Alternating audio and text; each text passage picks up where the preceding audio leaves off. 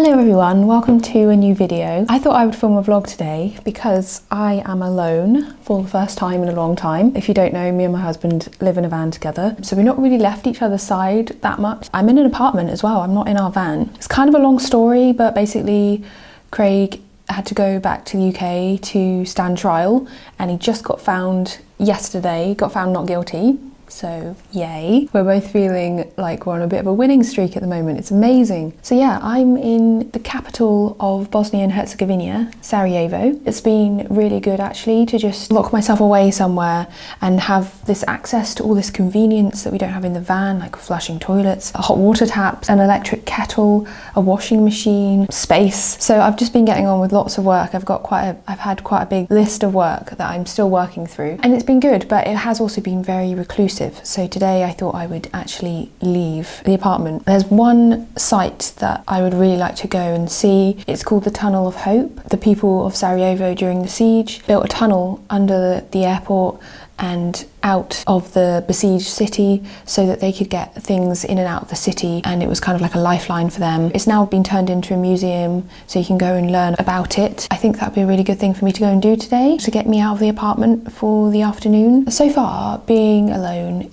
in a city that I've never been to before, in a country I've never been to before, has been alright. I was thinking that my anxiety was really going to spike and I was going to struggle quite a lot, but it's actually been fine. Like, this apartment is so cozy and cute, and I love that I'm so high up, so I've just got a view out at the mountains and the city below.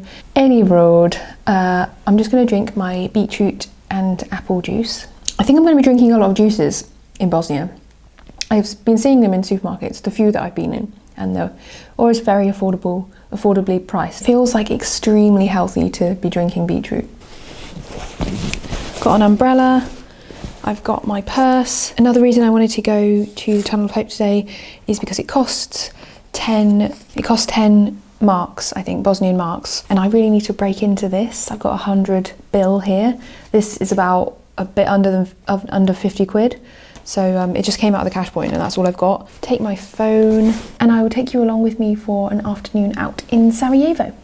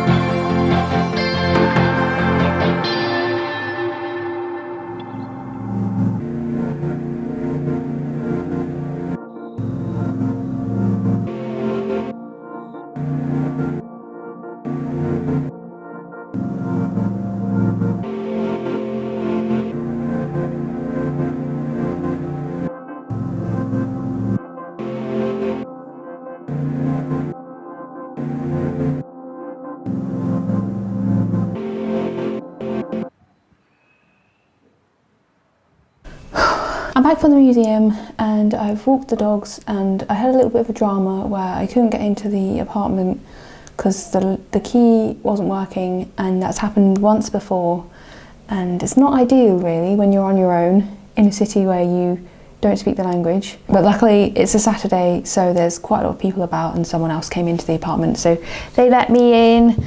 I can get into my actual apartment, I just can't get into the apartment block sometimes. Which is, yeah, it's really not ideal from an Airbnb. It's like the only negative I can think of for staying here is that I'm not quite sure whether I'm going to be able to get back in whenever I leave. I'm waiting to have a call with my mum. I'm going to set up and do some work, multitask while I speak to her. I've got some painting to do, so that'll be a good combination. I'm also going to pour myself some of this cherry wine. And I was going to save it when Craig gets back, but I've already had a fair few glasses of it. It's basically just like cherry juice. So good. It's quite low alcohol content. It's only 4.7%, so it's nothing too bad. Obviously, like every kind of alcohol is bad.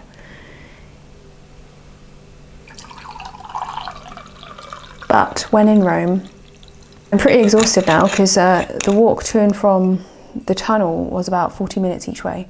So it was quite a lot of walking to do. I definitely thought it was worth going. It was actually 15 marks, not 10. So the prices have gone up a little bit, but that's fine.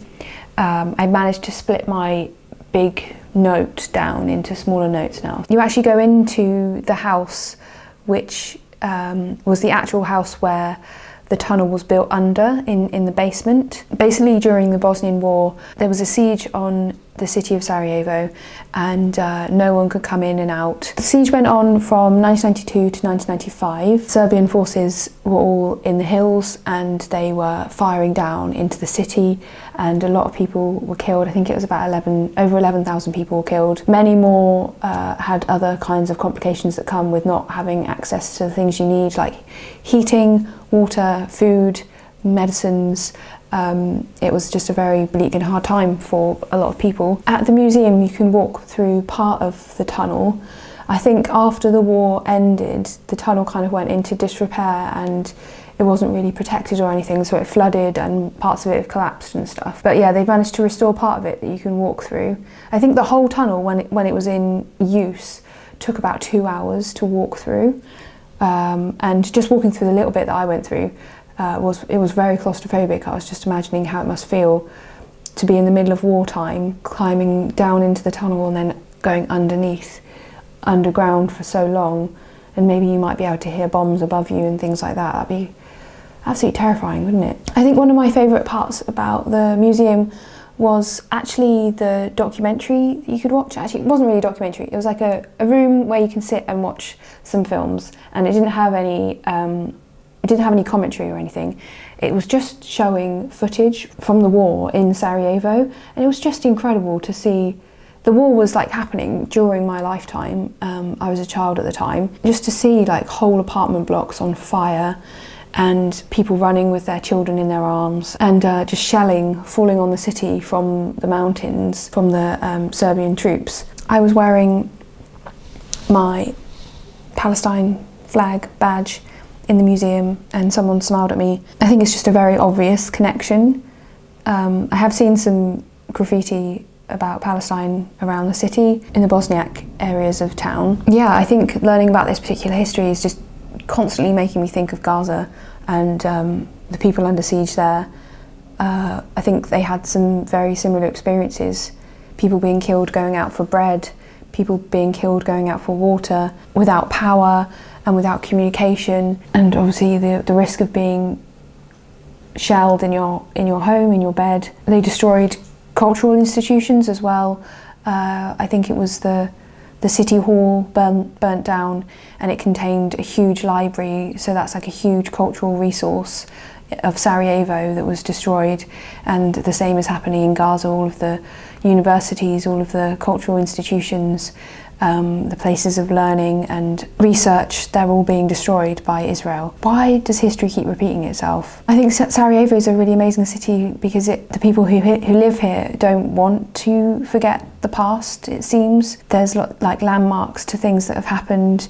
They want to remind visitors and probably themselves as well of just how terrible war is and how it shouldn't be something that should ever be repeated. All efforts should be towards negotiation without things escalating into tens of thousands of civilians being slaughtered. It was quite sobering.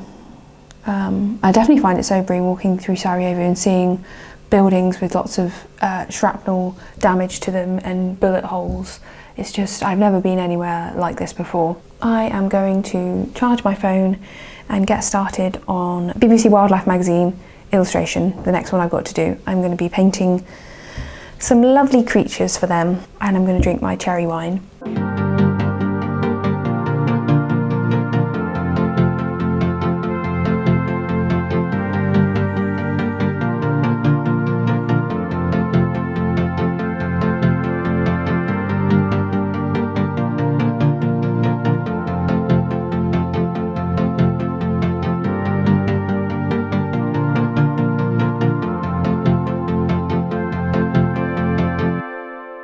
I have become slightly peckish, so I'm gonna make some grilled cheese.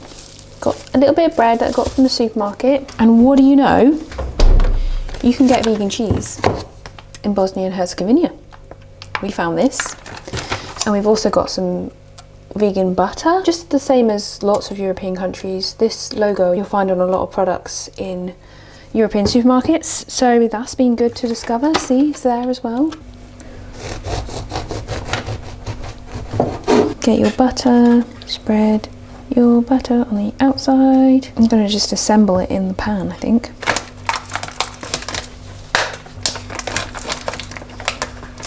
I just found a nice big pan lid, so I'm just going to put that over because you need to give the vegan cheese a lot of chance to melt because it's less melty than dairy cheese, so that will kind of like hold the heat in.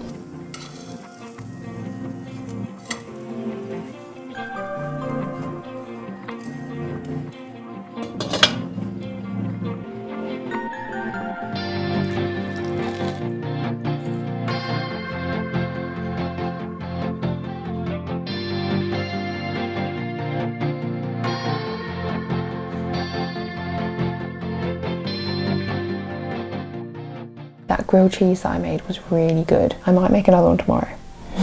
That cheese melts pretty well. It melts alright. If you have like lowered expectations of what vegan cheese is, you've already tried it, for example, I think you'll be satisfied with that cheese. It's pretty alright. It is, I think, nearly 1 AM now. So I wasn't going to film tonight, I was going to just sign off tomorrow. But I'm going to do it tonight so that I've finished this vlog in one day. I'm in the bedroom and I'm gonna go to sleep, and the lighting is terrible. There's like no low lighting in this apartment. This evening was successful. I finished my BBC Wildlife painting whilst I was on the phone to my mum. Actually, it took me maybe like a couple of hours after that to finish it up. And I've been watching some history documentaries on YouTube. Tonight is my last night sleeping alone, and tomorrow Craig is back. He's getting an early flight into Sarajevo. I could probably watch his plane land from the window if I wanted to, but I'm thinking I might actually walk to go see him at the airport. So he's going to be very tired when he comes here because he's staying the night in an airport. He's been to court. I don't know if I've said that in this video, but he kind of had to get on that plane and go. You can't miss a trial because you can put a warrant out for your arrest, and I don't think it would be very ideal to deal with Bosnian police whilst we're trying to just explore the country and have a nice time. So yeah, he's got his trial out of the way. Tomorrow's Sunday, and I think it's going to be just like a low-key one. I think it's just going to be like a relaxing / productive kind of day in the apartment. Gonna do some laundry, gonna carry on doing lots of work. Craig, I assume, is going to be resting a lot, and we'll walk the dogs together, and then tomorrow and then Monday is checkout of this apartment. I hope you enjoyed following along the day in Sarajevo. I'm going to try and make a lot more content during our time in Bosnia. I guess my only concern is whether I'll be able to upload the content, because we're working on tourist SIM cards that we put in our router in the van, and I don't know whether that's going to support like uploading a big chunky YouTube video.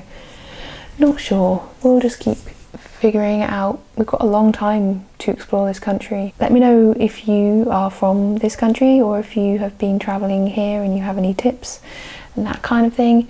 And thanks for watching, and I will see you again soon. Good night.